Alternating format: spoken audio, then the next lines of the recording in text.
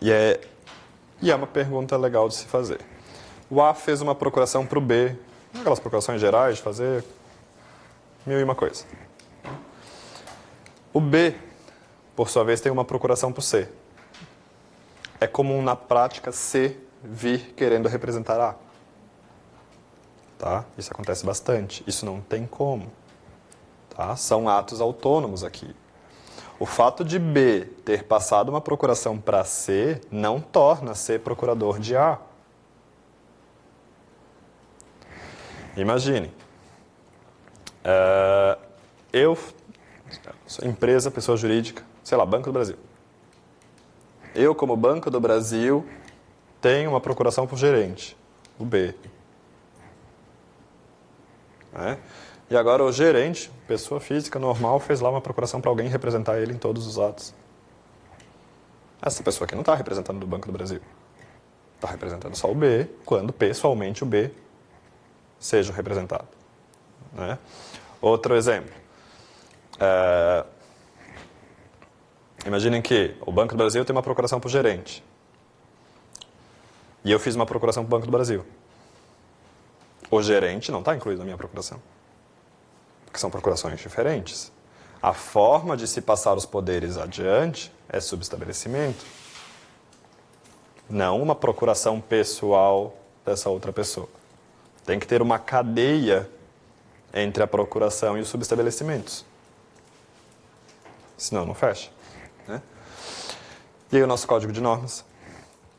A lavratura de instrumento público de revogação ou de subestabelecimento de mandato sem reserva de poderes deve ser imediatamente averbada à margem do ato revogado ou comunicada em até 3 dias ao respectivo tabelionato que o lavrou. Tá? Se a gente faz um subestabelecimento ou uma revogação, a gente tem que comunicar quem fez a procuração. Prazo, 3 dias. A obrigação é quando o subestabelecimento não tiver reservas. Se fosse um subestabelecimento com reservas, não precisaria comunicar. Porque a pessoa que está lá na procuração continua podendo fazer tudo. Então, gravem bem esse 100 e esses 3 dias aqui. Importante.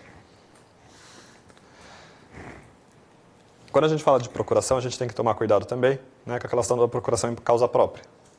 Porque a gente faz pouco em Santa Catarina.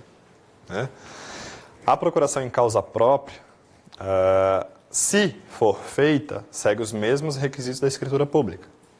Isso acho que é meio padrão também em todos os estados. Se não me engano, no Paraná tem que ter alvará judicial para registrar depois. Mas aqui em Santa Catarina a gente não tem isso. Vai ter que ter preço, coisa, consentimento, vai pagar imposto, vai pagar FRJ. O que a gente não pode confundir a procuração em causa própria é com o artigo 117 do Código Civil. E aí eu vejo alguns doutrinadores que fazem essa confusãozinha. Assim. O artigo 117 diz que é anulável o negócio celebrado pelo procurador que não tinha poderes para celebrar consigo mesmo.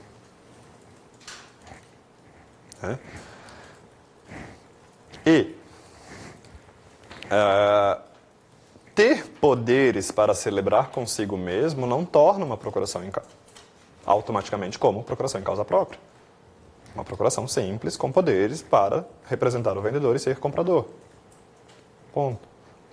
A procuração em causa própria é própria lá dentro do mandato, aquela lá que é irrevogável, irretratável por sua própria natureza, que não extingue com a morte do mandante.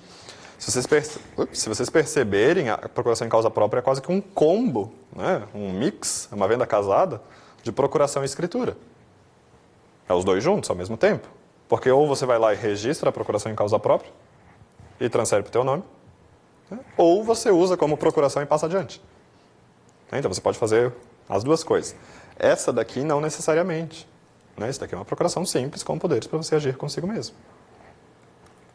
E tem, às vezes, confusão assim, na prática de quando é uma ou quando é outra, sabendo que não tem muito mistério aqui. Tá? Quanto à revogação, a gente tem que tomar alguns cuidados. Se aparece uma questão lá, fulano tinha uma procuração e com cláusula de irrevogabilidade, ou sem, enfim, aparece no seu tabelionato para revogá-la. Você vai fazer ou não? Depende. Né? Como regra, ainda que conste cláusula de revogabilidade, ela é revogável. Se pela revogação a gente causou prejuízos, o mandante causou prejuízo, ele vai pagar perdas e danos. Agora, o que o código diz? Se a cláusula de irrevogabilidade é condição de negócio bilateral ou foi feita no exclusivo interesse do mandatário, a revogação é ineficaz. Então não vale nada. Né? Então são situações diferentes. Regra, mesmo que tenha cláusula de irrevogabilidade, está lá no artigo 600 e alguma coisa do Código Civil. Né? Mesmo que tenha cláusula de revogabilidade, ela é revogável, mas vai pagar perdas e danos se levou prejuízo ao mandatário. Se ela foi estabelecida justamente em interesse do mandatário ou para um negócio que eles tinham entre eles, aí a revogação é ineficaz. Então, por exemplo, tem gente que coloca cláusula de revogabilidade como regra em tudo que é procuração. Né? Fiz uma procuração para alguém lá no banco, no meu nome. E lá estava, como padrão do cartório, irrevogável. Posso ir lá revogar? Posso. Porque era o meu interesse, não do mandatário. Queria que ele me representasse porque eu não podia ir lá. Se eu causei prejuízo para ele, de alguma forma, pago perdas e danos. Agora, se eu fiz a procuração porque eu vendi o carro para ele, ele já me pagou, já tudo mais, ele só quer uma segurança maior de que eu não vou incomodar ele depois. Está lá a cláusula de revogabilidade. Se eu revogar, ineficaz. Porque era no interesse dele aquela procuração. Então muda, a depender da circunstância, a gente faz ou não essa procuração. Tá bom?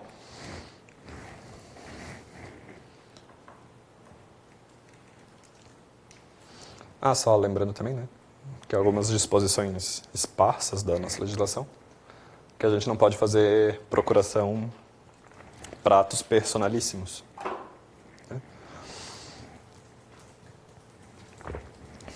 E aí, não dá para fazer procuração para alguém fazer um testamento, não dá para fazer procuração para alguém adotar alguém no seu nome, né, porque são atos personalíssimos. Não dá para fazer uma procuração para alguém ser pai no seu lugar, né, para ser mãe no seu lugar, porque na prática eles tentam.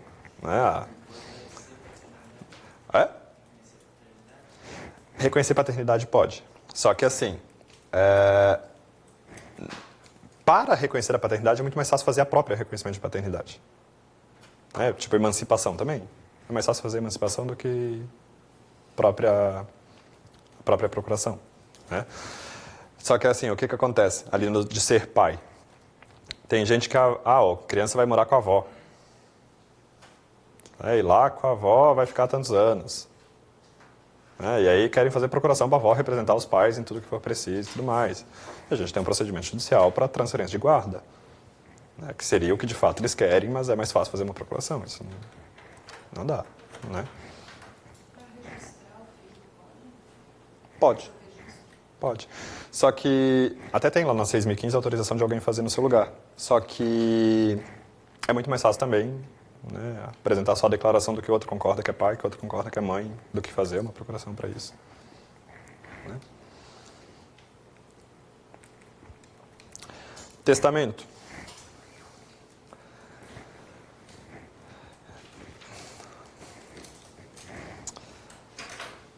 Questão do testamento público.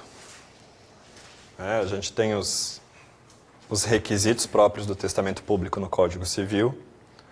É importante que vocês saibam que as bancas têm cobrado bastante, ou o testamento público ou cerrado os requisitos. Né? Lá no do Rio Grande do Sul, na de provimento foi o público, na de remoção foi o cerrado, falando dos requisitos que estão lá no Código Civil. Tá? No testamento público, primeiro, em Santa Catarina, vamos resolver aqui o item 3, né? Que tem aquela velha guerra de Código Civil e Lei 8935. Código Civil diz que os testamentos ou o testamento cerrado vai ser feito pelo tabelião ou seu substituto. Vai lá para 8935, 8935 diz que o substituto pode fazer tudo, exceto testamento. Então há um conflito aí de normas e alguns estados vão preferir copiar a 8935